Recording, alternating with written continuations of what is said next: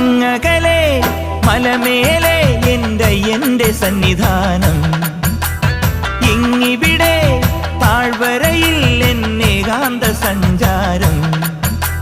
ശരണം ശരണം എന്റെ സ്വാമി, എന്റെ വിളിയൊന്നു കേൾക്കെന്റെ സ്വാമി.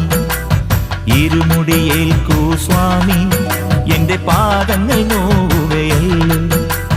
കാടിന്നിരുൾ മുടിയാകെ മലങ്കാറ്റേ തുലയുകയാ. കാട്ടാനകളുടെ മേട്ടി കരിമ്പുലിയുടെ മൂളൽ കേട്ടു.